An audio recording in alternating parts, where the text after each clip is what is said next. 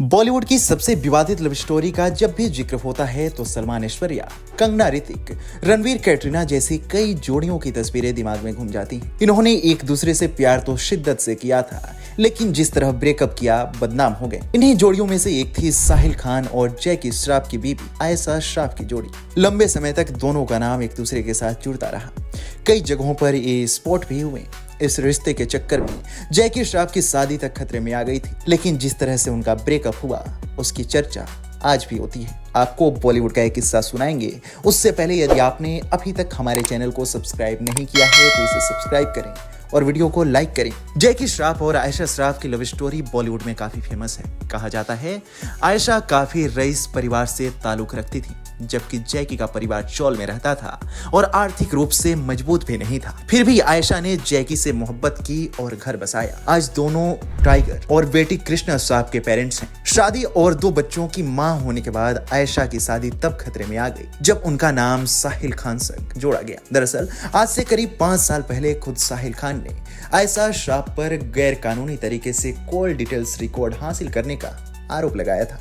Actor ने कहा था कि आयशा ने सीडीआर गैर कानूनी तरीके से निकलवाई और इसे आरोपी वकील रिजवान सिद्दीकी को सौंप दी। इसके साथ ही साहिल खान ने कहा था कि उनका आयशा संग अफेयर था। जब से उनके साथ ब्रेकअप हुआ है तब से ही वह उनसे महंगे गिफ्ट्स और ट्रिप का खर्च हुए पैसे वापस मांग रही थी। वहीं आयशा ने हमेशा ही अफेयर की खबरों का खंडन किया और साहिल के आरोप का जवाब देते हुए कहा कि वो गे हैं, इसलिए उनका तलाक हुआ था। उनकी वाइफ ने उसे गलत तरीके से रंगे हाथों पकड़ लिया था, इसलिए वह उससे दूर हो गई थी। आयशा ने साहिल पर धोखाधड़ी का भी आरोप लगाया था। ध्यान देने वाली बात है कि एक अच्छे दोस्त होने के नाते दोनों ने साल 2009 में एक साइबर सिक्योरिटी कंपनी और एक प्रोडक्शन हाउस की शुरुआत की थी, लेकिन कंपनी ज्यादा समय तक चल नहीं पाई और उन्हें कंपनी बंद करनी पड़ी। जिसके बाद आयशा ने साहिल पर आरोप लगाया कि जब उन्होंने साहिल से कंपनी में लगाए गए पैसे वापस देने को कहा तो उन्होंने मना कर दिया। उसके बाद आयशा ने साहिल पर 8 करोड़ रुपए की धोखाधड़ी का आरोप लगाया था। नहीं, आयशा ने साहिल पर अलग अलग नंबर से फोन कर धमकी देने की शिकायत भी दर्ज कराई थी। आपको बता दें कि जब आयशा इन सारी परेशानियों से गुजर रही थी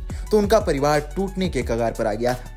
मीडिया रिपोर्ट्स की माने तो कंट्रोवर्सी के उस दौर में साहिल खान ने आयशा को उनकी प्राइवेट फोटो के बदले करोड़ों रुपयों की मांग की थी। हालांकि उस मुश्किल दौर में जैकी श्रॉफ ने अपनी पत्नी का साथ दिया।